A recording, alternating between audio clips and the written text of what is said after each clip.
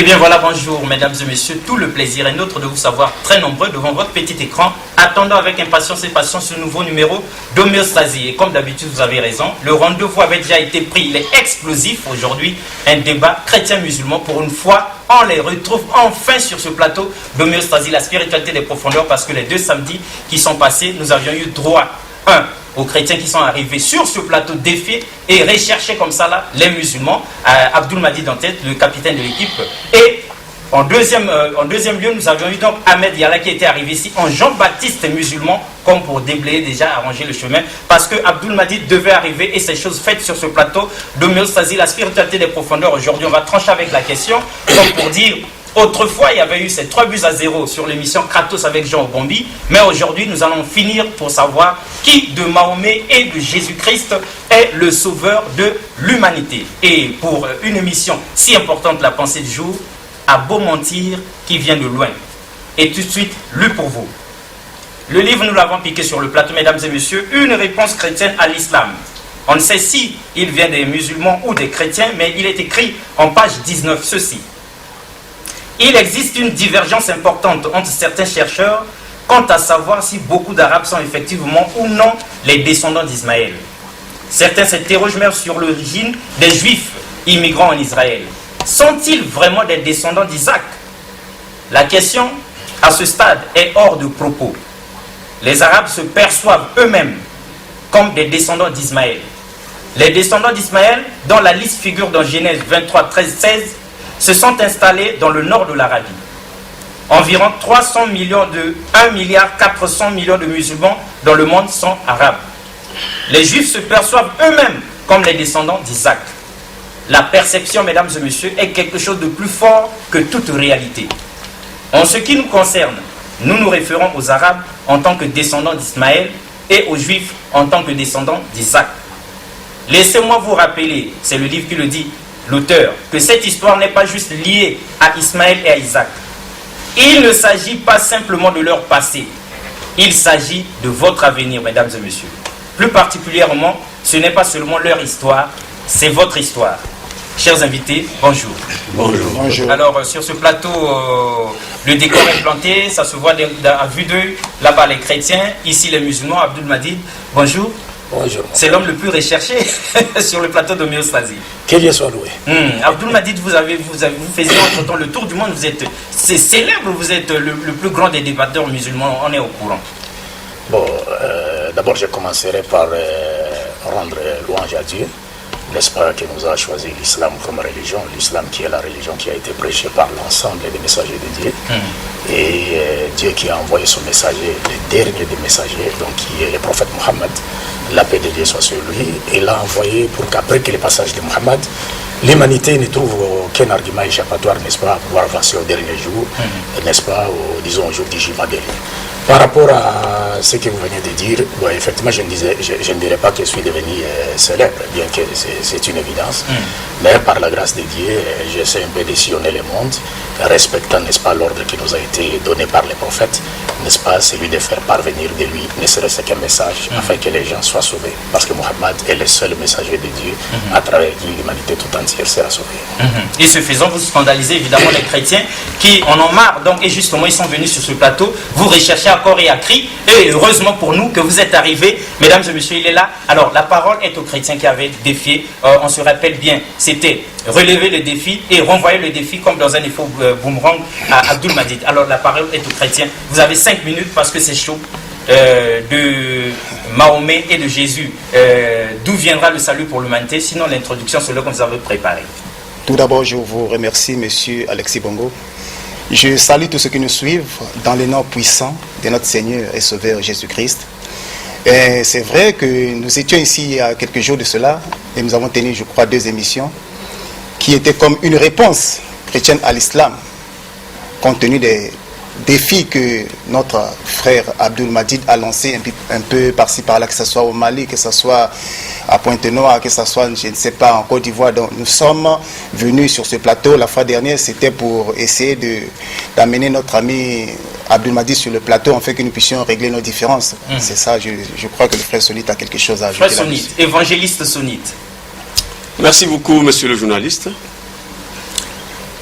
Enfin, nous retrouvons l'homme que nous avons tant cherché. Cet homme est expert dans l'art de mentir. Partout où il est passé, il a pendu le mensonge sur la Bible, sur le nom de Jésus et sur les chrétiens.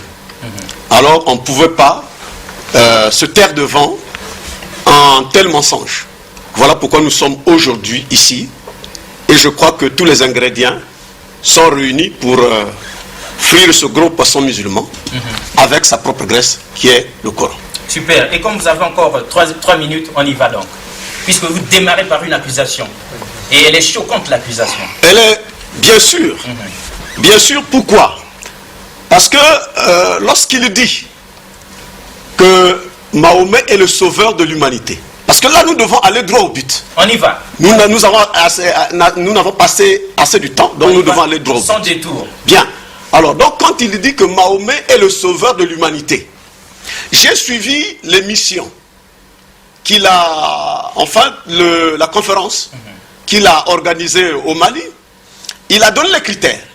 Il a dit, parmi ces critères-là, je vais prendre un, il a dit qu'il faudrait que l'un des deux, c'est-à-dire de Jésus-Christ ou de Mohamed, dise explicitement de sa propre bouche que je suis le sauveur de l'humanité. Ce qui avait été dit au Mali.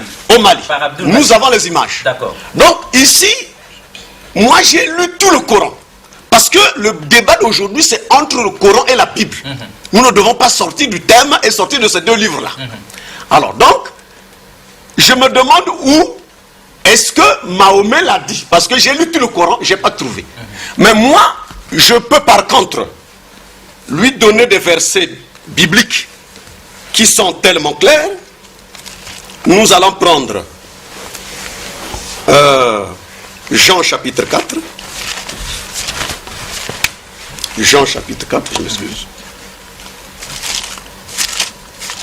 2 minutes, retrouvez ça rapidement. Jean chapitre 4, verset 42. Jean 4, verset 42. Oui. Et il disait à la femme, Oui. ce n'est plus à cause de ce que tu as dit Oui. que nous croyons, Oui. car nous l'avons entendu nous-mêmes, et nous savons qu'il est vraiment le sauveur du monde. Ah, ça c'est les hommes qui témoignent de Jésus-Christ. Vous pouvez encore lire Jean chapitre 12, verset 47.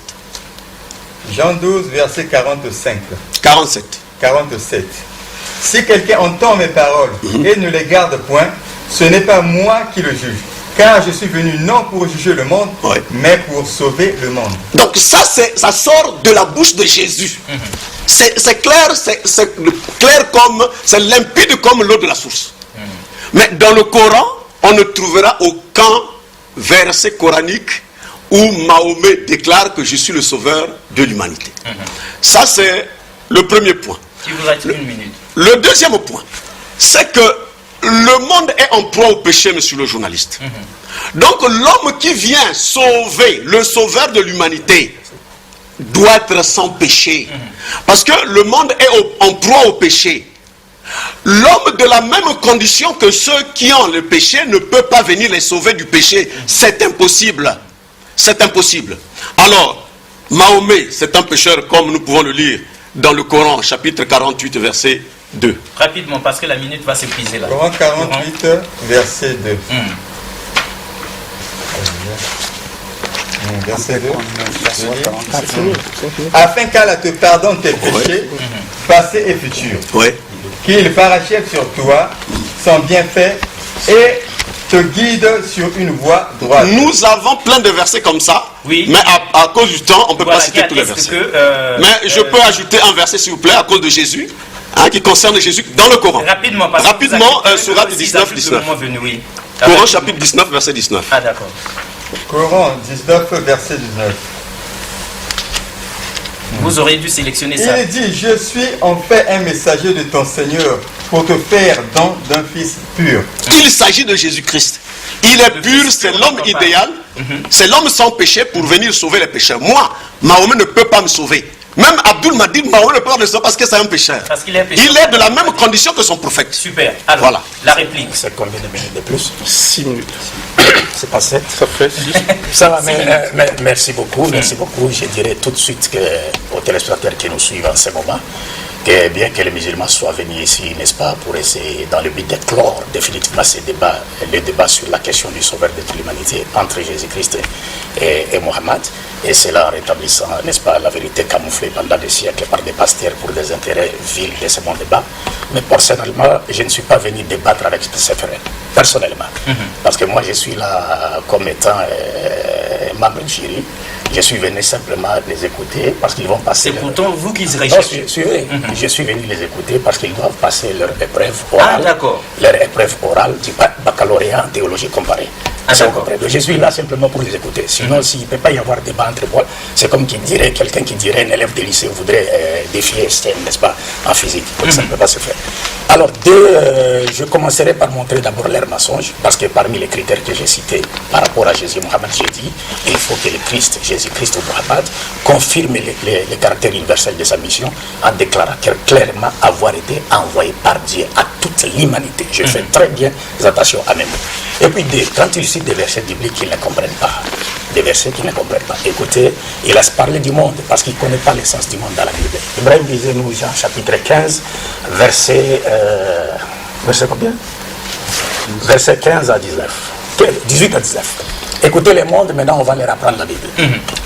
Si le monde a de la haine pour vous, sachez qui m'a trahi avant vous. Si vous étiez du monde, le monde aime ce qui est à lui. Mais parce que vous n'êtes pas du monde et que je vous ai choisi du milieu du monde, à cause de cela, le monde a de la haine pour vous. Vous savez, dans tous ces passages, donc Jean chapitre 15, verset 18 à 19, Jean chapitre 16, verset 20, Jean chapitre 17, verset 9, 11, 14, 16, 18, 21, 23, 25, Jésus-Christ parle du monde, mais par ce langage, il ne comprend pas l'humanité tout entière. Parce que le monde a trois sens dans la Bible. C'est ce que les frères ne comprennent pas. Le monde a trois sens dans la Bible. Je lis dans le glossaire de la Bible du second, n'est-ce pas? Je vous ai dit, je ne suis pas venu débattre avec eux, n'est-ce pas? Le mot monde dans la Bible, excusez-moi,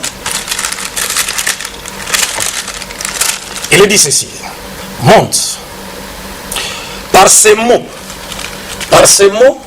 on entend soit l'univers créé par Dieu, ou l'humanité tout entière sur la terre, soit l'ensemble de ceux qui vivent dans les péchés loin de Dieu et sont hostiles à la lumière divine venue les éclairer. Et c'est dans ce sens-là que Jésus parlait du monde. Et le monde dont il est question ici, c'est le symbolisme des pécheurs juifs, parce que le Christ a dit dans Matthieu chapitre 15, verset 24, « Je n'ai été envoyé qu'aux bébés perdus de la maison d'Israël. » Donc c'est la forme restrictive. « Je n'ai été envoyé qu'aux bébés perdus de la maison d'Israël. » Donc quand le Christ parle du monde, il ne s'agit pas du cosmos. Il ne s'agit pas de l'humanité tout entière. Il s'agit du monde symbolisme des pécheurs juifs qui vivaient loin de la loi de Dieu et vers qui Dieu avait envoyé Jésus pour les tirer des ténèbres spirituelles vers la lumière parfaite. Donc les frères sont simplement victimes d'une constipation psychique, donc ils interprètent mal la parole de Dieu. 2. Lorsqu'il parle de Mohammed, Il dit que Mohammed n'a jamais été présenté comme étant le sauveur de toute l'humanité. Moi, ça me fait rire. C'est pourquoi j'ai dit aussitôt que leur petit défi, n'est-ce pas, n'est que l'indication de leur ignorance à la fois, non seulement du Coran, mais aussi de leur, une indication claire de leur insuffisance en langue française. Pourquoi je l'ai dit? Parce que si par exemple aujourd'hui ces frères allaient aujourd'hui représenter la République du Congo au jeu télévisé question pour un champion de Julien Lepers, est-ce que vous comprenez? Ils feront certainement la honte nationale de tous les Congolais. Ne maîtrisons pas le français. Vous savez pourquoi? Vous savez pourquoi? Parce que, comme vous le savez, dans cette émission, pour trouver un mot, les présentateurs Julien Lepers commencent toujours par la définition du mot. Et maintenant, les 4 candidats doivent faire quoi? Les 4 candidats doivent aussitôt définir à partir de la définition pour trouver l'objet de la définition. Ce qui implique à dire quoi? Ce qui implique à dire, Dieu peut présenter quelqu'un comme étant le sauveur de toute l'humanité, littéralement en utilisant ce terme, toute cette expression, tout comme Dieu peut présenter quelqu'un comme étant celui qu'il a envoyé pour tirer l'humanité tout entière des ténèbres spirituelles vers la lumière parfaite. Parce que le sauveur, c'est quelqu'un qui vient tirer quelqu'un ou un groupe de gens du danger, du malheur, d'une situation critique ou encore de la mort. Et le sauveur de l'humanité tout entière, c'est celui qui vient tirer les êtres humains des ténèbres spirituelles vers la lumière parfaite. Il me reste encore 2 minutes. Encore 2 minutes. Ça va. Or, Mohammed, la paix de Dieu soit sur lui, est présenté dans le Coran comme étant celui qui est venu tirer toute l'humanité des ténèbres spirituelles à la lumière parfaite. Dans le Coran. Dans le Coran. Le Mohammed est présenté comme étant, comme je le disais tantôt, il est venu tirer l'humanité des ténèbres spirituelles, c'est-à-dire des ténèbres de l'incroyance, de l'égarement et de la dépravation totale des mœurs, à la lumière parfaite de la foi en un Dieu unique, de la bonne guidée et aussi des vraies valeurs spirituelles et morales de l'humanité. Et je leur demandais de lire eux-mêmes ces passages dans le Coran. Parce qu'ils ne connaissent pas le Coran. Parce que pour connaître le Coran, il faut avoir maîtrisé la langue arabe. Pour connaître le Coran, il faut avoir maîtrisé l'art de conjuguer le Coran. Pour connaître le Coran, il faut avoir étudié les sciences coraniques. Et personne d'entre eux n'est en mesure de nous citer même 3 versets en arabe. Le Coran n'est pas comme la Bible, parce que le Coran conserve son texte, l'originalité de son texte, dans sa langue originale. Mais la Bible n'a plus le texte original. C'est perdu. Le Christ parlait en hébreu, mais le Nouveau Testament était écrit en grec. Une langue que le Christ et ses apôtres ne parlaient pas. Or, dans la critique littéraire, nous apprenons que toute traduction est trahison de l'original. Déjà, le message a été trahi. Donc, je leur demande de lire pour voir cela. Coran chapitre 5, versets 15 à 19, et ils se retrouveront dans ce passage. S'il vous plaît, disez-moi. Nous ne sommes pas sélecteurs, monsieur le journaliste. Ok, ça va, ça va. Nous ne sommes pas sélecteurs. Okay, je voudrais redresser quelque chose. Je voudrais, parce que je vous ai dit qu'il vous plaît. C'est la dernière minute pour Abdoul Majid. Donc l'émission s'appelle l'homéostasie. Oui. C'est-à-dire la capacité à pouvoir faire quoi? Voilà. Conserver voilà. son système de fonctionnement. C'est l'état d'équilibre. État d'équilibre. Voilà. Donc si vous commencez déjà à vous agiter quand on veut les médecins viennent donner la piqûre pour vous sauver, ça sera un malheur. En tout cas, lisez le Coran. Chapitre 5, versets 15 à 19. Ô gens du livre, notre messager Mohammed vous est certes venu, vous exposant beaucoup de ce que vous cachez du livre, chrétiens et juifs, et passant sur bien d'autres choses, une lumière Mohammed et un livre explicite, vous est certes venu d'Allah.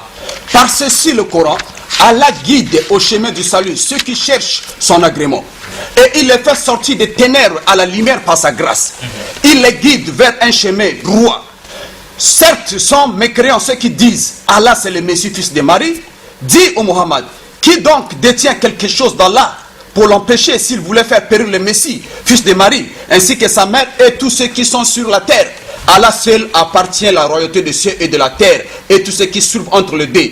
Il crée ce qu'il veut et Allah est omnipotent. Donc vous pouvez également prendre... d'une minute déjà, oui. Donc vous pouvez également prendre la sourate 14 verset 1, la sourate 33 verset 45 à 48 et la sourate 65 verset 11 où Dieu présente Mohammed comme étant celui qu'il a envoyé pour tirer toute l'humanité des ténèbres spirituelles à la lumière parfaite. C'est pourquoi dans ces passages, Dieu s'adresse aux gens du livre. Parce qu'un de leurs avait dit dans son ignorance du Coran que Abdoul Majid a dit que le mot chrétien n'existait pas dans les textes originaux. Mais le mot chrétien n'existe pas dans les textes originaux du Coran.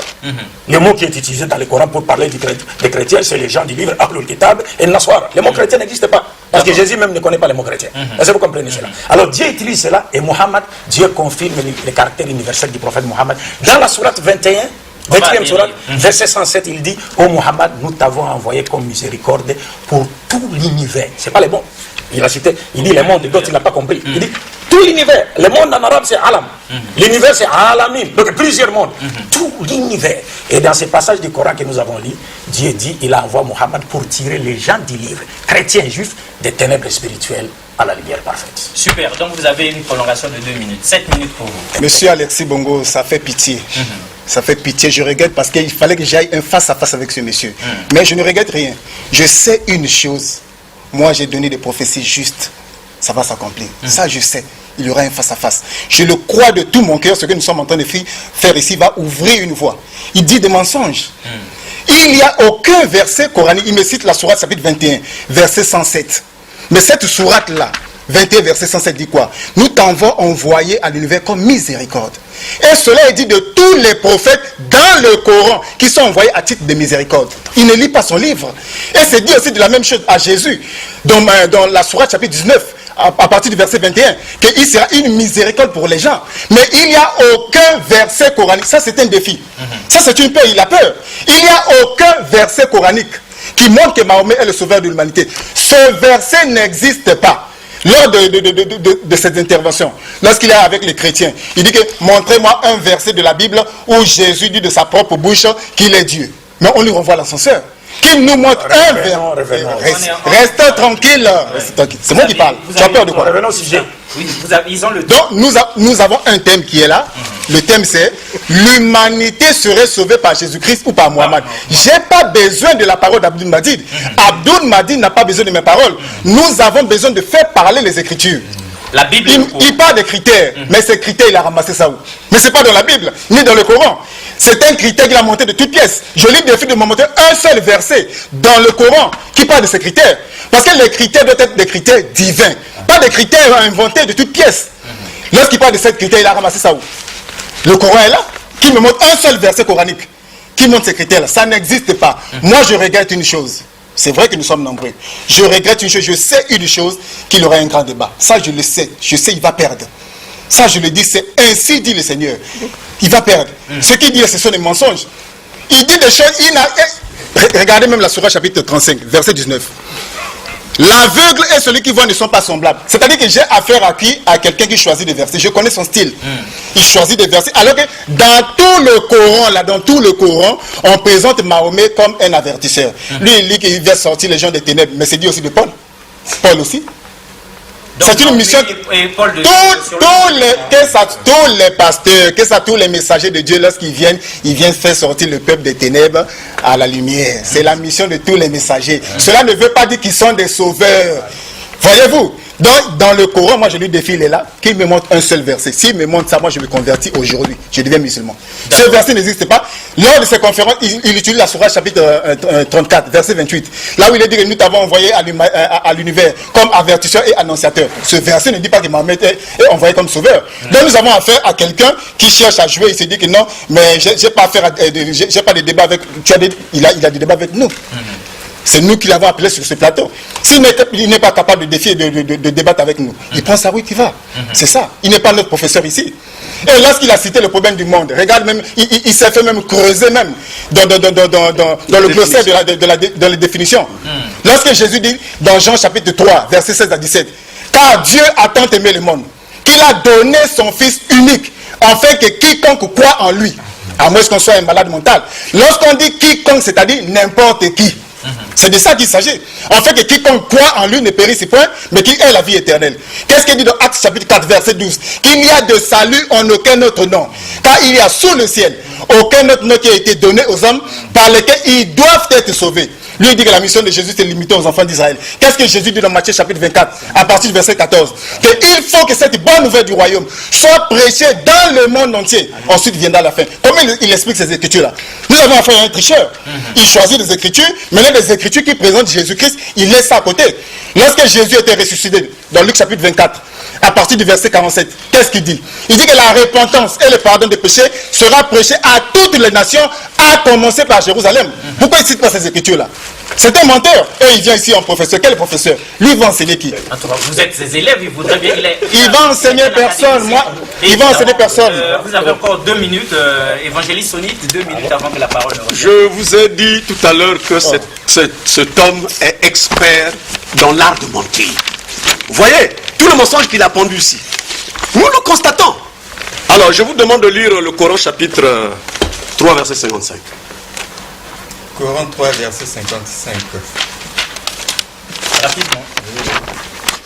Nous lisons rapidement Coran 3, verset 55. Rappelle-toi quand Allah dit, Ô Jésus, certes, je vais mettre fin à ta vie terrestre, t'élever vers moi, te débarrasser de ceux qui n'ont pas cru et mettre jusqu'au jour de la résurrection ceux qui te suivent au-dessus de ceux qui ne croient pas. Puis c'est vers moi que sera votre retour et je jugerai entre vous ce sur quoi vous vous opposiez. Ah, vous avez écouté. Jusqu'à la résurrection. Le Coran dit que ceux qui suivent Jésus-Christ jusqu'à la résurrection, le mot jusque marque un espace de temps. C'est-à-dire que dès l'arrivée de Jésus-Christ, depuis sa mise en fonction jusqu'à la résurrection, les gens, tout le monde entier doit suivre Jésus-Christ. Donc, et Abdul Madid, et Abdul Malik, et Youssouf Ngolo, tout ce monde-là, le Coran, c'est leur propre livre qui dit que vous devez suivre Jésus. Donc, quand quelqu'un nie ça, vraiment, je ne sais pas comment le qualifier. Donc, il va en dehors de son propre livre. Donc, les vérités sont classées. Alors, je voudrais dire ceci. Quand M. Abdul Madid dit que je viens les écouter, nous avons lancé un défi. Il n'a pas écouté, mais on ne lui a pas dit. Il ne va pas venir nous écouter. Nous avons lancé un défi contre lui parce que c'est lui qui l'a cherché. À Pointe-Noire, il a dit, je cherche un pasteur plein d'Esprit Saint. Nous sommes là. Plein d'Esprit Saint. Nous sommes là. Et nous disons que nous ne devons pas jouer avec les termes. C'est l'atterrissage, je vais la dire. Nous ne devons pas jouer avec les termes. On a dit le salut entre Mahomet et Jésus. Et nous voulons que les Écritures puissent amène la lumière parce que la parole est une lumière. Super. Tout prophète amène. Donc qu'il nous montre coraniquement le terme sauveur appliqué à Mahomet et nous croirons. Super. Alors, voilà. La réplique, 5 minutes. Non, c'est pas 5, c'est non, ils ont égalisé, parce qu'il y avait eu débordement, on a égalisé, moi, on repart sur 5-5. Je vais intervenir. Je dis, je remercie Allah et je prie sur le prophète Mohammed, sur sa pieuse famille, ses fidèles compagnons et tous ceux qui suivent ce droit chemin de l'islam jusqu'au jour de la torrifiant. Tout à l'heure, j'ai suivi les frères tricher avec un verset du Coran. Jusqu'à aujourd'hui, j'ai comme impression que ces frères se sont servis juste des versets du Coran comme ça qu'ils ont ramassés, sans savoir le sens de ces versets, pour venir les citer pêle-mêle. Ici, il y a un verset qui est au chapitre 3, qui commence déjà au verset 54. Dieu présente la situation des Juifs qui complotaient pour venir tuer le prophète Jésus. Après qu'ils aient échoué à leur complot, Dieu présente le prophète Jésus comme celui qui est porteur des messages de l'unicité à son peuple. Alors, il donne non seulement que ceux qui suivront Jésus, parce que au milieu de ce verset, je placerai ceux qui te suivront. Vous comprenez? C'est-à-dire à l'époque de Jésus. Ça les concerne que et ça va venir. Donc c'est pour dire, ces frères, ça va venir. J'ai comme impression, je vais laisser au frère Abdul Madid, parce que le problème c'est quoi? Le Coran, je parle. Et les détails du Coran, pour avoir la connaissance du Coran, il faut au préalable avoir la connaissance de la Sunna. Parce que Dieu dit dans les Écritures, dans le Coran, nous t'avons révélé la Sunna pour que tu détailles ce qui est dans le Coran. Or, ces frères-là n'ont aucune connaissance. Tout à l'heure, le frère, même la langue arabe, je peux même aujourd'hui donner à ce frère-là, lire même les versets. Il ne faut pas. Vous comprenez? Mais si on dit, on va lire même les versets en hébreu ici, nous allons lire. C'est ça la différence. Vous comprenez? Donc ici, le seul problème, c'est quoi? Ces frères sont allés ramasser des versets, ça et là, venus les citer sans savoir le fond. Donc je laisse au frère Abdoulaye. Ça va, j'étais en train de... Vous comprenez pourquoi j'ai dit que s'ils participaient au jeu télévisé, question pour réponse, ils feront la honte. Laissez-moi parler. Mais pour lui, vous êtes... Parlons selon les Écritures. Parlons selon les Écritures. Vous agitez pourquoi? Parlons selon les Écritures. Ne nous avons pas des exemples à nous faire perdre. Je récupère le temps. À chaque fois qu'il intervient, je récupère le temps. Oui, 3 minutes. C'est pourquoi j'ai dit il est facile de dire un mensonge, mais difficile de les sauter. Mais vous n'allez plus... Tu vois que tu as peur de moi. C'est pour vous dire quoi? C'est pour vous dire quoi? C'est pour vous dire quoi? Il n'est pas nécessaire. Parce que sauveur veut dire celui qui vient tirer quelqu'un ou un groupe de gens du danger, du malheur, d'une situation critique, de la mort. C'est ça la définition du mot sauveur. On peut présenter quelqu'un comme étant sauveur de toute l'humanité, directement, littéralement, tout comme comme on peut le présenter comme celui qui est venu tirer toute l'humanité des ténèbres spirituelles vers à la lumière parfaite. Si on le présente comme tel, il est sauveur de toute l'humanité. Si vous arrêtez à dire non, je vais voir les mots, mais ce serait simplement en train de manifester son ignorance de la langue française. Deux, lorsque les frères, suivez, écoutez, nous ne sommes pas venus pour rendre ces débats périls, trop enfantins.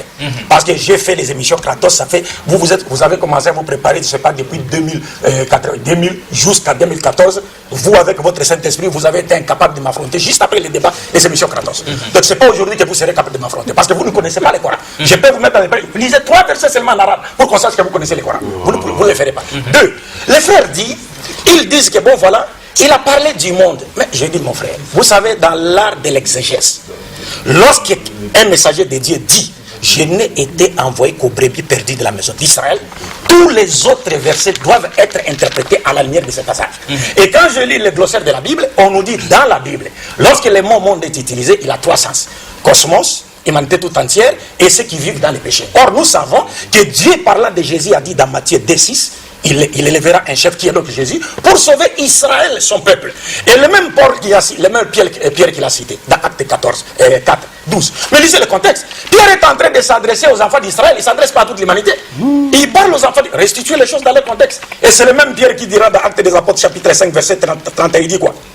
Dieu l'a élevé par sa droite comme prince et sauveur pour donner à Israël la repentance et le pardon du péché. Prince et sauveur pour Israël, c'est pas pour toute l'humanité. Acte des Apôtres chapitre 13 verset 23. Acte des Apôtres chapitre 13 verset 23. Verset 23. Oui.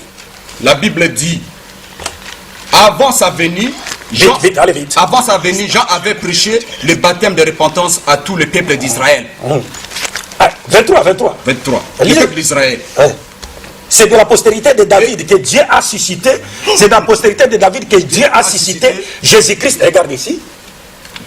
La postérité de David, Dieu a suscité Jésus-Christ comme sauveur pour Israël. C'est pas pour toute l'humanité. C'est pourquoi Jésus a interdit à ses apôtres d'aller vers les païens. Dans Matthieu chapitre 10, versets 6 à 7, il dit, n'allez pas chez les païens, n'allez pas chez les Samaritains, allez plutôt chercher les brebis perdues de la maison d'Israël. Est-ce que vous comprenez? Donc c'est clair, nous disons, lorsque le Coran présente Mohammed comme étant celui que Dieu a envoyé pour tirer l'humanité tout entière des ténèbres spirituelles à la lumière parfaite.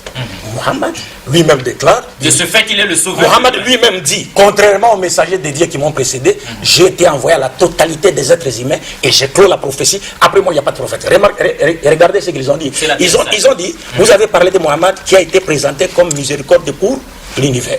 Il dit, mais il y a des prophètes qui ont été présentés comme miséricorde. Mais laissez les choses dans leur contexte. Parce que vous ne verrez dans aucun verset du Coran où un prophète est présenté comme miséricorde, le mot Alamin, univers est suivi.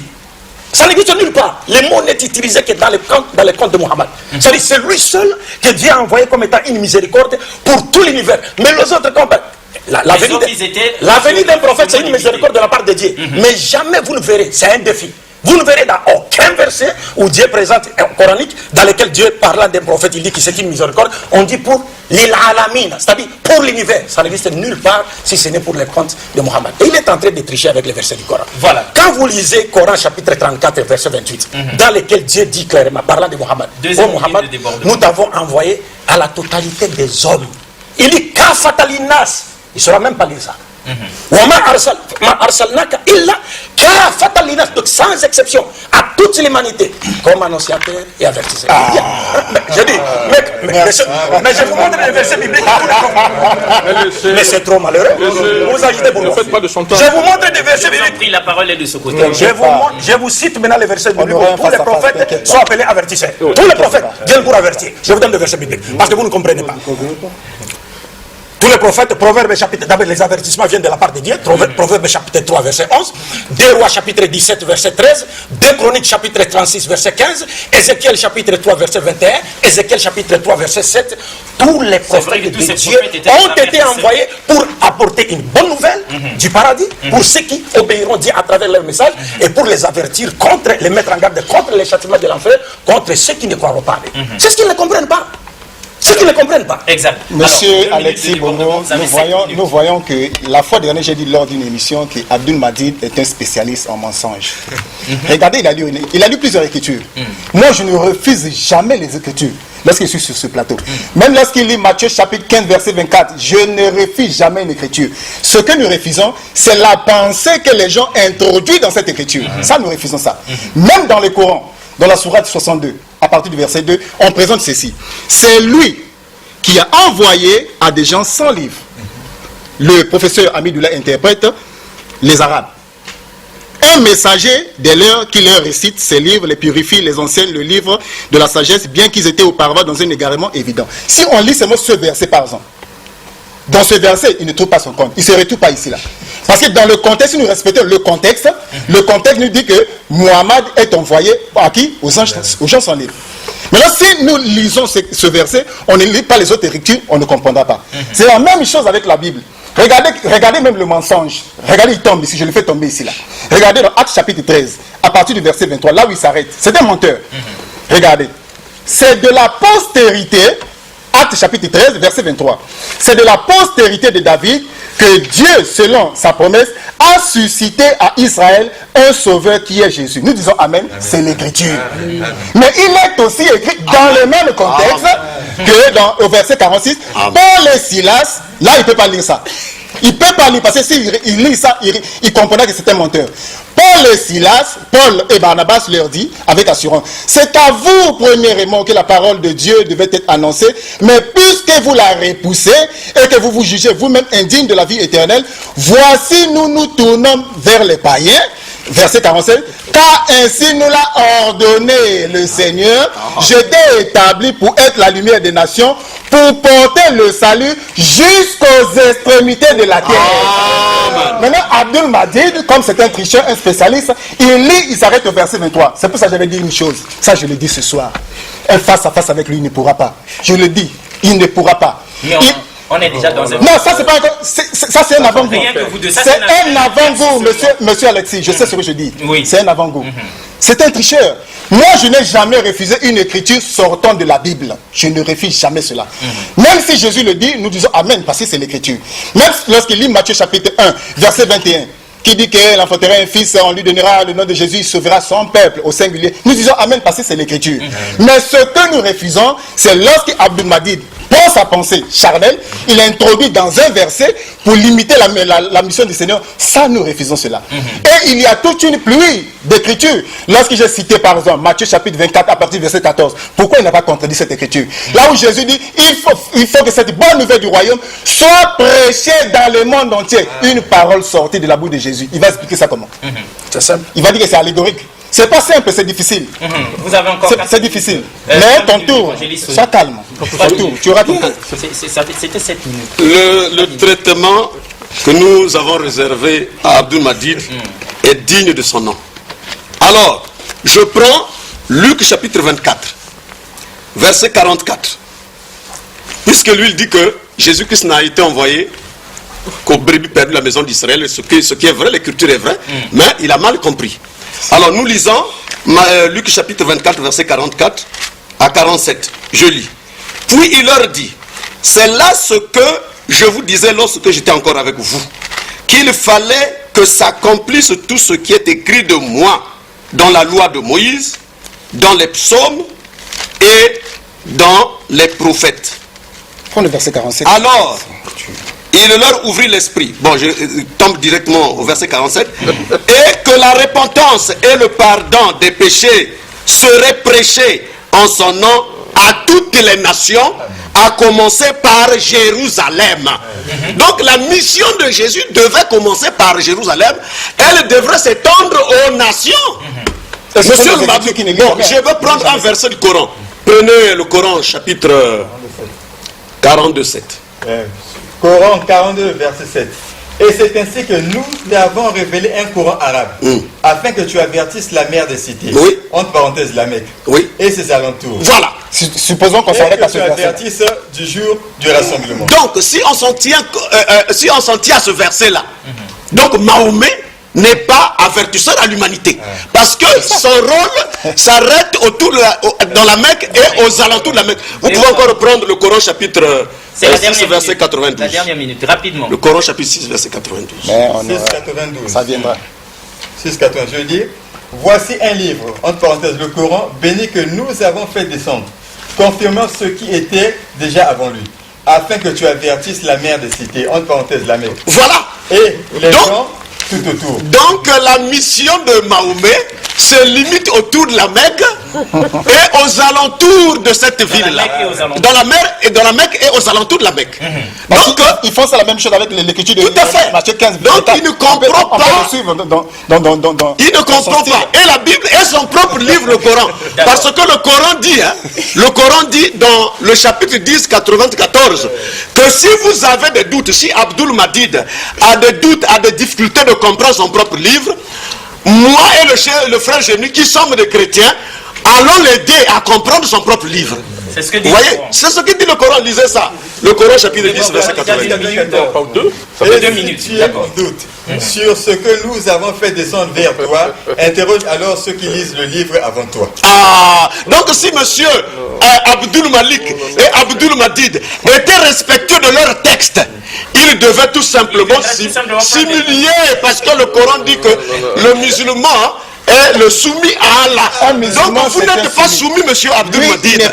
Lorsque vous refusez de venir consulter les chrétiens que nous sommes, alors que Dieu a donné aux musulmans les chrétiens pour vous aider. Vous voyez? Alors, 7 minutes. Je pense que les téléspectateurs ont constaté que je garde mon calme. C'est tout à fait normal, tu encaisses. D'abord, je les lance un défi, parce qu'il faut, comme ils savent parce que les versets ne l'ont pas compris. Si tu as dans les doutes, interroge ceux à qui nous avons donné le livre. Qui sont-ils? Et ça veut dire quoi les versets? Je les mets au défi aujourd'hui. Je leur donne un seul verset du Coran. Nous avons des doutes sur ce verset. Coran chapitre 43, verset 45, qui nous explique, qui nous dit, quand Dieu dit aux prophètes, interroge les prophètes qui sont passés avant toi. Est-ce qu'avant nous demander aux humains d'adorer un autre Dieu qui est le miséricordieux? Ça voudrait dire quoi? Parce que les prophètes là n'existaient pas à l'époque de Mohammed sallallahu alayhi wa sallam. Cela voudrait dire, c'est un verset du Coran. Nous saurons maintenant s'ils connaissent le Coran. 2. Lorsque les frères nous parlent de Paul, il a cité un passage de Paul, il dit non, la parole vous a été donnée premièrement à vous, mais comme vous la refusez, donc les juifs, nous allons vers les païens. Nous en islam, comme les frères le savent, nous ne reconnaissons pas l'apostolat de Paul. Ça, c'est notre droit. Mais tu as lu, c'est pas possible. Pourquoi? Voilà. Mais l'écriture que tu as lue, là, je peux parler. Vous vous agitez pourquoi? Non. Prenez une minute. À chaque fois qu'ils parleront, vous m'ajouterez. 8 minutes. Parce que quand ils parlent, moi je garde le silence. Si vous avez l'esprit saint, vous n'allez pas vous agiter. Paul, moi j'ai dit, je me suis référé à une écriture de Paul qui confirme ce que le Christ a dit. Parce qu'il y a des choses qu'on a fait dire à Jésus dans la Bible qui sont fausses. Par exemple, il y a des versets dans lesquels on vous dit, Jésus dit, David et ses hommes ont mangé les pains de proposition à l'époque du sacrificateur Abiatar avec ses hommes. Or, dans l'Ancien Testament, David était seul, il n'était avec personne. Et le sacrificateur n'était pas Abiatar, mais Ahimelech. Et tous les commentateurs reconnaissent cette erreur, des copistes. Donc il y a des choses qui sont vraies, des choses qui sont fausses. 2. Vous savez que encore quand on parle du sauveur de toute l'humanité, mes chers frères, il faudrait qu'on se pose la question de savoir en quoi est-ce que Jésus est-il le sauveur de toute l'humanité. Parce que le sauveur de toute l'humanité, c'est celui qui vient tirer les hommes des ténèbres spirituelles, donc de l'incroyance, égarement, dépravation des mœurs, à la lumière parfaite de quoi? De la croyance en un Dieu unique, de la guider et des valeurs morales positives. En quoi est-ce que Jésus est-il le sauveur de toute l'humanité entre Mohammed et Jésus-Christ? Est-ce que vous comprenez? Imaginez une seule fois que Dieu envoie Moïse chez Pharaon, sauver les enfants d'Israël, parce qu'il était libérateur qui est synonyme de sauver. Mais Moïse arrive là-bas, au lieu de demander aux enfants d'Israël de croire en lui et de leur donner les directives divines, de leur permettre de se soustraire, n'est-ce pas, du joug de l'esclavage égyptien, mais Moïse part, il demande au Pharaon de les tuer. Quel sera le sort des enfants d'Israël après que Moïse soit tué par le Pharaon? Est-ce qu'ils seront sauvés? Non. Alors, Paul, auquel ils se sont référés aujourd'hui, parce que c'est lui qui a étendu les caractères universels de la mission de Jésus. Jésus n'a jamais envoyé Paul. Ça, c'est notre débat. Parce qu'il n'y a aucun verset dans la Bible où Jésus a envoyé ses apôtres à aller prêcher aux non-israélites. Je dis bien, aux non-israélites. Je souligne, je pèse mes mots. Aux non-israélites. S'il y a des versets qu'on ne s'agite pas, ils vont donner les versets et nous allons ensemble les analyser. Ne t'écarte pas du thème. Suivez d'abord. Je suis dans le thème. Vous savez pourquoi?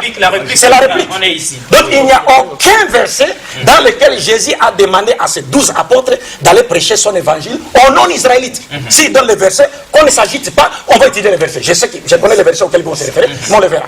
Et Jésus a dit clairement au dernier jour, Pierre lui pose la question, Seigneur, nous avons tout quitté, nous t'avons suivi. Et il dit, quelle sera notre récompense? Il répond en disant, au renouvellement de toutes choses. Le jour où le Fils de l'homme sera assis sur le trône de sa gloire, vous qui m'avez suivi, vous serez de même assis sur 12 trônes pour juger les 12 tribus de la maison d'Israël. Voilà ceux-là auxquels Dieu a élevé au-dessus de ceux qui ont mépris en Jésus-Christ. Dieu lui-même le dit dans le Coran, chapitre 61, verset 14, parce qu'ils interprètent mal le Coran. Dieu parle d'un groupe qui a cru en Jésus, un groupe de Juifs, et un autre groupe qui a mépris. Il ne s'agit pas des égarés d'aujourd'hui qui ne connaissent pas Jésus. Deux, c'est pourquoi j'étais en train de dire, encore faudra-t-il que nous sachions en quoi est-ce que Mohammed et Jésus sont des sauveurs. Parce que selon le christianisme, selon les chrétiens, Jésus est venu sauver le monde par sa mort sur la croix.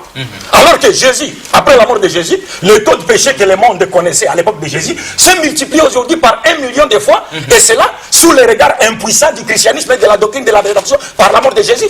Aujourd'hui, le pays de Jésus vit dans le péché, mais le pays de Mohammed est régi par les lois de Mohammed. En quoi est-ce que Jésus est sauveur de toute l'humanité? Jésus est un vrai prophète. Puisque son monde est plus sale ou pas? Plus sale que le monde de Mohammed. Et le christianisme n'a jamais réussi à transformer une seule rue, même à Brazzaville ici, transformer moralement une seule rue à travers les enseignements du christianisme. En quoi est-ce que Jésus est-il sauveur? Parce qu'être un sauveur, ce n'est pas un slogan. Être un sauveur, ce n'est pas un slogan. Ça se décrète pas. Être un sauveur, vous devez d'abord enseigner aux hommes à connaître Dieu, parce que c'est la première question en matière de foi. Vous devez donner aux hommes une charte qui définit clairement les devoirs et les droits de chacun à tous les niveaux, des gouvernants comme des gouvernés. Vous devez leur donner un code de conduite, de moralité, ainsi de suite. Être sauveur, ce n'est pas un slogan. Donc il faut comparer cela. Alors, je reviens pour dire pourquoi les frères s'agitent. Quand moi je parle, je lance un défi pour finir. Une dernière minute. Parce que je dis ici, et je le répète, il n'y a aucun verset. Parce que quand Jésus dit « Je n'ai été envoyé qu'aux brebis perdues de la maison d'Israël », c'est une forme restrictive. Ils ont raison. Mais quand vous donnez l'écriture pour étendre, n'est-ce pas, la mission de Jésus, il faut que cela soit en harmonie avec l'esprit du champ de la mission de Jésus. C'est pourquoi je dis ici, pourquoi alors on ne trouve pas dans la Bible un seul verset dans lequel Jésus a demandé à ses apôtres d'aller prêcher l'évangile aux non-israélites. Je le souligne bien, non-israélites. Pourquoi aucun apôtre de Jésus n'a prêché à un seul païen l'évangile sur l'ordre de Jésus? Pourquoi? Alors que Mohammed est venu, c'est le seul prophète de Dieu qui avait des disciples appartenant à d'autres nations que la sienne, parce que pour être le sauveur de l'humanité, comme je l'ai dit, ce n'est pas un slogan. Il faut qu'on prouve cela, que Jésus ou Mohammed prouve cela en ayant de son vivant dans son entourage des disciples qui appartiennent à d'autres nations. Mohammed les avait. Des Noirs, des Romains, des Perses, des Africains, mais Jésus n'en avait pas. Et aujourd'hui, s'il faut comparer, parce que la doctrine de la rédemption sur laquelle repose le christianisme, et les chrétiens disent par cette doctrine nous serons sauvés, cette doctrine le Christ ne l'a pas enseignée. Et c'est une doctrine d'origine satanique. Donc c'est pourquoi le monde ne peut pas être sauvé par le christianisme. Il y a un débordement d'une minute, il va conclure. Super. Monsieur le journaliste, vous voyez que cet homme ne fait que mentir. Il ne fait que mentir. Il a dit, dans les images que j'ai, il a dit, il faudrait que ce sauveur de l'humanité l'ait déclaré explicitement de sa propre bouche que je suis le sauveur de l'humanité. Que cela veut dire? Il faudrait que Mahomet l'ait dit dans le Coran. Voilà pourquoi nous lui lançons un défi ici. Ce n'est pas attendre demain.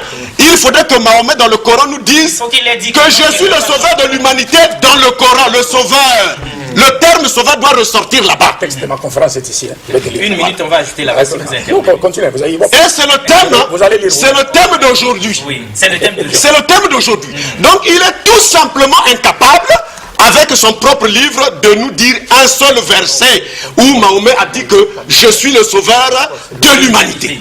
Et ensuite, j'avais dit que le sauveur de l'humanité ne peut pas être un pécheur. Ça, je lui ai dit, il n'a pas riposté. Pourquoi il ne riposte pas? Parce qu'il sait que là-bas, il va tomber. Là-bas, il va tomber.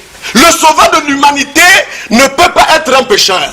Moi, j'ai des problèmes dans ma maison. avec ma femme, j'ai des problèmes. Vous aussi, vous avez les mêmes problèmes que j'ai. Vous viendrez me sauver moi mon foyer.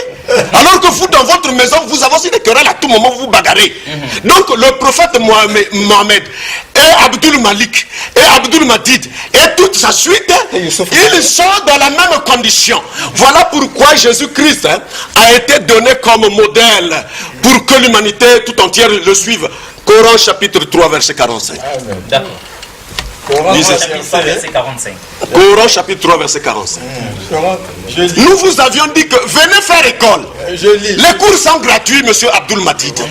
Les cours sont gratuits. Quand les anges disent, oh Marie, voilà qu'Allah t'annonce une parole de sa part. Son nom sera Al-Messie, Issa, fils de Marie. Il ici-bas. Comme dans le début. Jésus-Christ est le modèle parfait. Ici-bas, on n'a pas seulement dit en Israël. Il dit ici-bas, donc même en Arabie Saoudite, partout, au Mali. Donc ici-bas, il est le modèle parfait. Et dans l'au-delà, aucun prophète. C'est le Coran qui parle, nous avons lu. On ne sort pas du thème, monsieur. Alors donc, ne sortons pas du thème. Donc, lui, il veut nous payer la rédemption par le sang. Nous voulons vous voyez, donc, c'est un homme, c'est un technicien du mensonge. Donc, il dribble comme ça pour que nous le suivions. Nous te ramenons dans ton propre livre, monsieur. Donne-nous une seule écriture où Mahomet dit clairement que je suis le sauveur de l'humanité. Mais Jésus-Christ l'a déclaré dans la Bible. Et nous avons donné les preuves dans le Coran. D'accord, mais vous avez encore... Monsieur Alexis Bongo, moi j'aimerais bien que nous puissions rester dans le cadre du thème. Vous ramenez-nous dans le thème parce que... Moi je dis ceci. Si Mahomet est le sauveur de l'humanité, entre Mahomet et Abdul Madid, qui est mieux placé pour nous le dire? C'est Mahomet. Si Mahomet est le sauveur de l'humanité, entre Abdul Madid qui est ici et le Coran, qui est mieux placé pour nous le dire? Je crois que le Coran contient toutes les informations. Quand on dit qu'un musulman, le mot musulman veut dire celui qui est soumis, il est soumis à quoi? Soumis à ce que Allah a dit. Où est-ce que Allah a parlé? Il a parlé dans le Coran. Dans tous les passages que moi je lis, c'est toujours le mot avertisseur, annonciateur. Avertisseur, annonciateur. Il n'est dit sauveur. Pour quel peuple? Laisse-moi parler. Tu as peur de quoi? Tu as peur de moi? Annonciateur, avertisseur. Nous prenons le thème, c'est-à-dire la difficulté de ce monsieur, c'est quoi? Dans une myopie spirituelle, lorsqu'il voit le mot avertisseur ou bien le mot annonciateur, pour lui, dans une myopie spirituelle, il voit le mot sauveur. Or, le mot sauveur, c'est autre chose. Mahomet, il n'y a aucun verset, ça je le défie, il est là, il ne peut pas trouver ça ici. Donc la seule façon pour lui de s'en sortir, c'est de faire ces petits dribbles, c'est tout. Donc nous n'allons pas le laisser. S'il y a un verset, parce que le thème c'est l'humanité serait sauvée par Mahomet ou par Jésus. Il y a des gens qui nous suivent, des gens respectés qui ont besoin de connaître leur sauveur. Et nous disons ceci ce soir, l'humanité n'a pas besoin d'un sauveur qui est mort ou qui est dans une tombe. Mahomet est mort en 632 à l'âge de 63 ans. Jésus-Christ est vivant. Il est le sauveur parfait. Et j'ai lu l'écriture de Jean chapitre 3, qui est mon verset préféré. Jean 3, 16 à 17. Car Dieu a tant aimé le monde qu'il a donné son Fils unique. Afin que quiconque croit. Ici, on n'a même pas besoin qu'un génie quitte au ciel pour nous dire que non. Quiconque veut dire, ça veut dire n'importe qui. Afin que quiconque croit en lui ne périsse point, mais qui ait la vie éternelle. En effet, Dieu n'a pas envoyé son Fils dans le monde pour juger le monde, mais pour que le monde soit sauvé par lui. Il y a une différence, je vais vous dire ceci. Moi, je n'ai jamais refusé une écriture. Regardez qu'il a cité une écriture de Matthieu chapitre 19 à partir du verset 27. Il a fait sortir cette écriture dans son contexte. Lorsque Jésus dit au renouvellement de toutes choses, vous qui m'avez suivi, vous serez de même assis sur 12 trônes pour juger les 12 tribus d'Israël. Nous disons Amen, c'est l'écriture. Mais lesquels qui le suivaient à cette époque-là? Donc il ne respecte pas le contexte. Il faut prendre l'écriture dans son contexte. Ceux qui le suivaient en ce temps-là, c'était qui? C'était pas les Congolais. C'était les disciples israélites. C'est pour ça que vous qui m'avez suivi, vous serez de même assis sur 12 trônes pour juger les 12 tribus d'Israël. Mais au verset 28, vous allez dire que les premiers seront les derniers et les derniers seront les premiers. Il fait allusion maintenant aux païens. Là où lui il n'arrive pas à lire. C'est ce verset-là qui touche pas développement. Vous savez, le problème c'est quoi? Lorsqu'on cherche à forcer l'interprétation de la Bible, on risque de faire dire au Christ. Vous savez, vous venez de dire, il vient de dire que ceux qui l'ont suivi seront vont juger. Et quand ils interprètent le Coran, je mettrai ceux qui t'ont suivi au-dessus, ils disent les chrétiens aujourd'hui. Non. Non, suivez très bien. Allons-y. C'est l'interprétation faussée. Donc quand vous parlez, vous dites ceux qui l'ont suivi seront placés au-dessus de ceux qui ont mépris. Il ne s'agit pas des chrétiens d'aujourd'hui. Il s'agit des juifs qui ont suivi Jésus, les Israélites. Il vient quand il interprète ces versets de la Bible, il dit non, ceux qui l'ont suivi, ce sont les Israélites. Alors, quand le Coran te parle de ceux qui l'ont suivi, quand Dieu parlait avec Jésus, vous les chrétiens ici, non-israélites, vous étiez là. Vous n'étiez pas là. Ça ne concerne pas les chrétiens non-israélites. Deux, vous avez été plaît. Lorsque les frères lit un verset, il cite le Coran, il dit, il liste ici-bas dans l'au-delà. Mais pas seulement ça. Le Coran parlant de tous les êtres humains qui vont hériter le paradis, les appelle des gens qui seront minal mukarabin, c'est-à-dire les rapprochés de Dieu. Pourquoi on parle de Jésus comme il illustre ici-bas de l'au-delà? L'un des rapprochés, c'est pas le seul, l'un des rapprochés de Dieu. Parce que c'est un prophète de Dieu. Et puis les versets 49 et 51 vous dit quoi? Dieu dit dans le Coran, il sera le messager aux enfants d'Israël. Il n'a pas dit ça. Le Coran dit, il est messager aux enfants d'Israël. Comme le Christ lui-même a dit, je n'ai été envoyé qu'aux brebis perdues de la maison d'Israël. Nous lisons les Français ou bien les quoi? Quand on dit je n'ai été, mais c'est une forme restrictive. Il ne faut pas étendre les champs de la mission. C'est ce que nous sommes en train de dire. Et quand les frères viennent me faire dire, écoutez, ces mensonges-là, parce qu'ils disent ces mots-là, c'est moi qui étais l'orateur. Regardez mon texte ici. Le texte sur Jésus-Christ ou Mohammed doit lui-même déclarer explicitement avoir été envoyé par Dieu à toute l'humanité. C'est ce que j'ai toujours dit par rapport aux critères. Doit lui-même déclarer explicitement avoir été envoyé par Dieu à toute l'humanité. Et ça, vous ne trouverez aucun verset de la Bible dans lequel Dieu dit il a envoyé Jésus alimenter tout entier, ou un verset de la Bible dans lequel Jésus dit j'ai été envoyé alimenter tout entier. Deux, il y a un autre problème. Regardez comme ça les gens sont en train de s'embrouiller. C'est pourquoi je vous ai parlé ici de l'émission Question pour un champion. Je vous ai dit que pour trouver les mots sauveurs, regardez-moi, quelqu'un il vous dit donnez-moi là où Mohammed est appelé sauveur de toute l'humanité. Mais qu'est-ce que signifie sauveur par définition? Oh là là. Non, qu'on définisse les mots. Qu'est-ce que signifie sauveur par définition? Un sauveur d'abord sur le plan horizontal, c'est-à-dire sur le plan temporel, c'est quelqu'un, les dictionnaires nous définissent un sauveur comme quelqu'un qui est une personne qui est venue tirer quelqu'un ou un groupe de gens du danger, du malheur, de la mort. C'est celui-là le sauveur. Mais sur le plan vertical maintenant, sur le plan spirituel, un sauveur de l'humanité, c'est celui qui est venu sauver les gens de péché, c'est-à-dire les tirer de l'état de péché dans lequel ils vivaient pour les amener à la lumière de Dieu, où ils retrouveront la valeur pour laquelle ils ont été créés. Or, Mohammed est présenté dans le Coran par Dieu lui-même comme étant celui que Dieu a envoyé pour tirer toute l'humanité des ténèbres spirituelles à la lumière parfaite. Lisez le Coran chapitre 7, versets 57 à 58. 58 même. C'est ça, 57. Et 157. 158, vous prenez 158. Écoutez les paroles de Mohammed. Coran chapitre 7, verset 157 à 158. Écoutez la parole d'Allah. Ceux qui suivent le messager, les prophètes illettrés, Mohammed, qu'ils trouvent écrit, mentionné chez eux dans la Torah et l'évangile, il leur ordonne les blâmades. Il leur ordonne le marouf. Prenez le verset suivant directement pour ne pas perdre le temps. Dis au Mohammed. C'est Dieu qui ordonne à Mohammed de dire. Ô homme, je suis pour vous tous les messagers d'Allah. Le terme utilisé en arabe c'est Ya ayyuhan nasu inni rasulullah ilaykum. Oh, quel mensonge. Vous savez, le Saint-Esprit avait le pouvoir de parler en arabe à l'époque des apôtres. Il a permis aux apôtres de parler en arabe, une langue qu'ils ne parlaient pas. Mais ceux-là sont incapables de parler, même avec l'aide du Saint-Esprit. Ils ne peuvent pas nous lire le Coran en arabe. Même avec les... Ils ne peuvent pas. Ça c'est un défi. Ils ne peuvent pas. Parce qu'ils connaissent le Coran est deux. Je vais donner un verset. Je vous en prie. Je peux utiliser. Tu n'as pas de Coran? Non, bon, lisez. Mais comment tu veux faire un défi alors que ça voudrait dire que les gens ne sont pas. Ça voudrait dire. Comment ils peuvent faire? Tu peux venir faire un défi. S'il vous plaît. Si vraiment nous sommes venus pour chercher la vérité.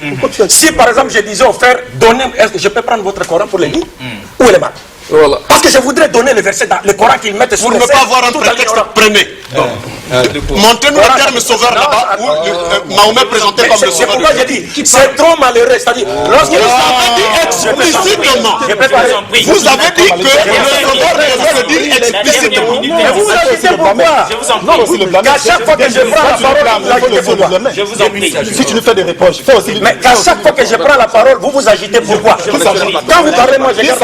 Qui s'agite? Mais laissez-moi parler. Qui s'agite? Mais laissez-moi parler. Mais laissez-moi parler. On est ici pour la Coran chapitre 34, verset 28. C'est pourquoi j'ai dit... Tu vois que tu nous traites de sauvages. Ça, il faut retirer ça. Je ne vous ai pas trompé de sauvage. Non, je ne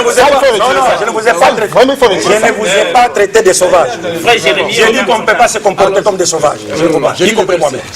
Et nous t'avons envoyé en tant qu'annonciateur et avertisseur pour toute l'humanité. Mais la plupart qu'est-ce que signifie être annonciateur? Vous aurez à répondre. C'est cela l'ignorance des frères. Qu'est-ce que signifie être annonciateur? Même Jésus est venu annoncer la bonne nouvelle. Tous les prophètes sont des annonciateurs et avertisseurs. Qu'est-ce que signifie être annonciateur et avertisseur? C'est cela le problème. Parce que le problème des frères, c'est les concepts définitionnels. Vous savez, comme je venais de le dire tantôt, on peut présenter quelqu'un, n'est-ce pas? Si on disait de quelqu'un que c'est un sauveur, on n'a pas menti. Et si on disait de quelqu'un qu'il est venu nous tirer du malheur, on n'a pas menti, c'est un sauveur. Un sauveur, c'est celui qui tire quelqu'un du malheur, qui tire quelqu'un du danger. Maintenant, Mohammed est présenté dans le Coran comme étant celui qui a été envoyé pour tirer toute l'humanité des ténèbres spirituelles à la lumière parfaite. Et dans ce verset qui est clair, parce que vous ne trouverez pas un seul verset comme celui-ci dans la Bible, dans lequel Dieu parla de Jésus, il dit je l'ai envoyé à l'humanité tout entière. Non, mais Dieu parle dans ces passages, il dit clairement: ô Mohammed, nous ne t'avons envoyé que comme annonciateur et avertisseur à toute fatalinas, toute l'humanité sans exception. Mais la plupart des gens ne le savent pas, y compris ses frères. Mais ils sont dans le panier des gens qui ne savent pas. La plupart des gens ne savent pas. Ils s'arrêtent à dire annonciateur, avertisseur. Mais qu'est-ce que signifie annonciateur et avertisseur? Ils ne peuvent rien dire, parce que tous les prophètes sont appelés dans la Bible des avertisseurs. Tous les prophètes de Dieu, ils sont venus annoncer. Lorsqu'on termine, mon frère, de 2 minutes. Oui, c'était plus que clair. Et nous avons dit ici que si on mettait Jésus-Christ et Mohammed devant nous à travers leurs paroles, vous ne trouverez aucun verset dans lequel Jésus dit j'ai été envoyé à la totalité des hommes, à l'humanité tout entière.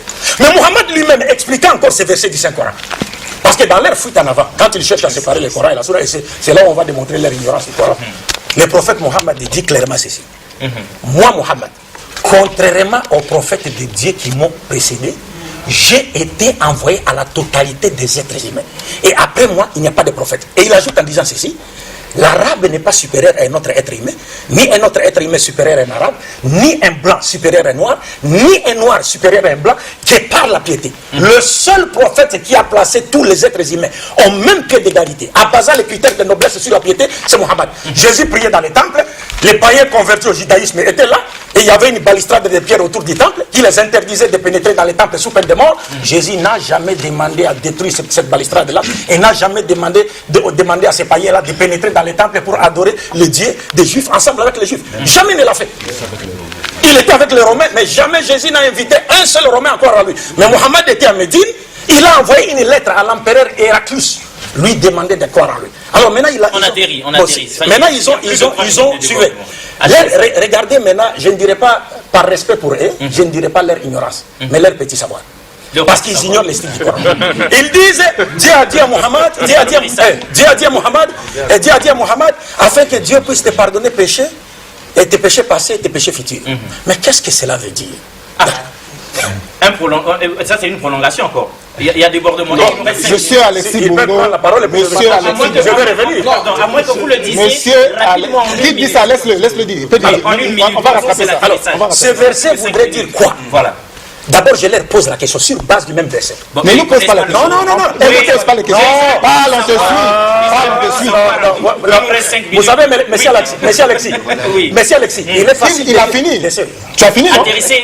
On m'a donné des minutes. L'émission va finir 1 minute. Ça veut dire quoi? Oui. Monsieur Alexis, renvoie-moi la parole. Je vais essayer de casser ça. Ça veut dire quoi? 1 minute. J'ai dit ceci. On se pose la question.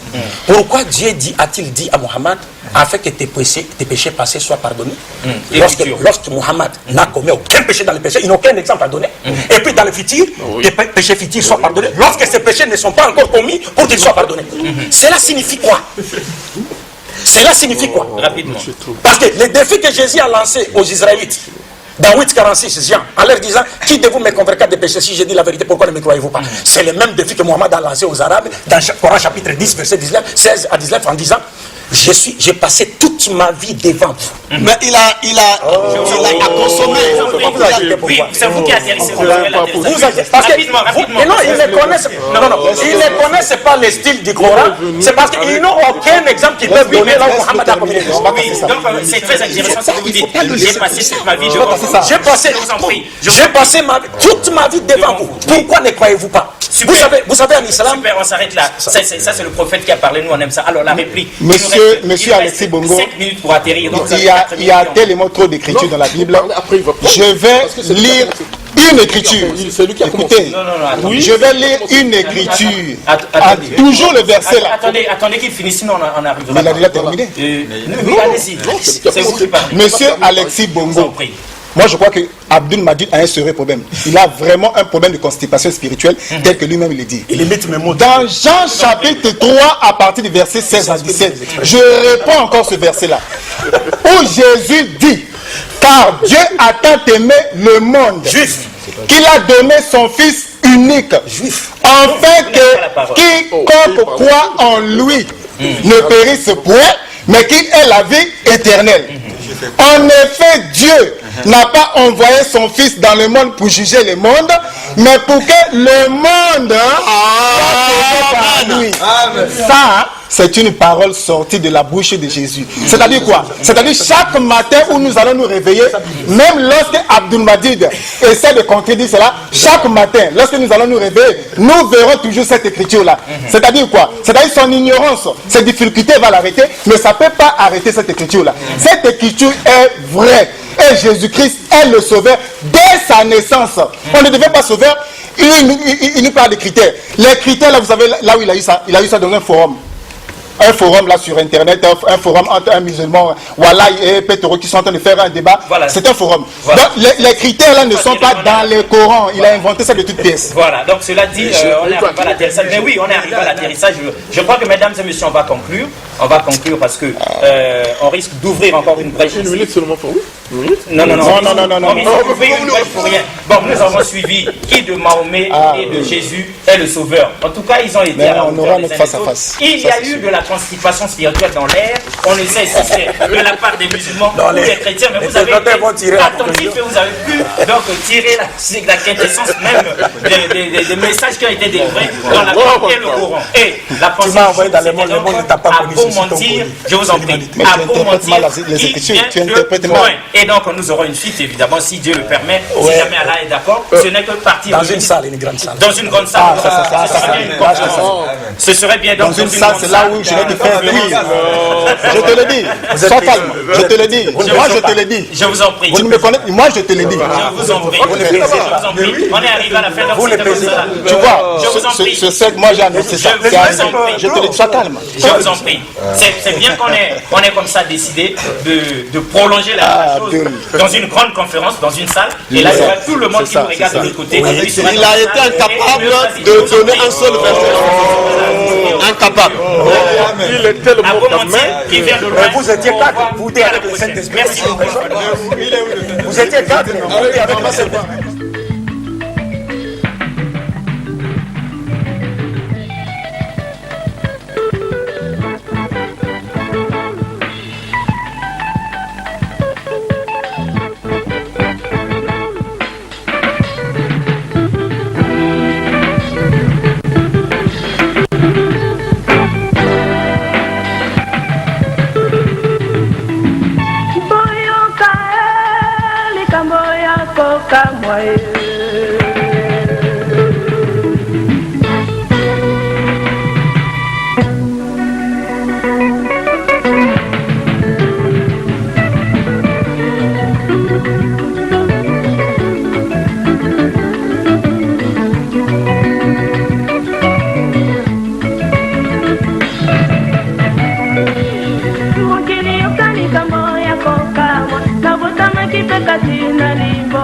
Kapola kipelo kola bana nyongo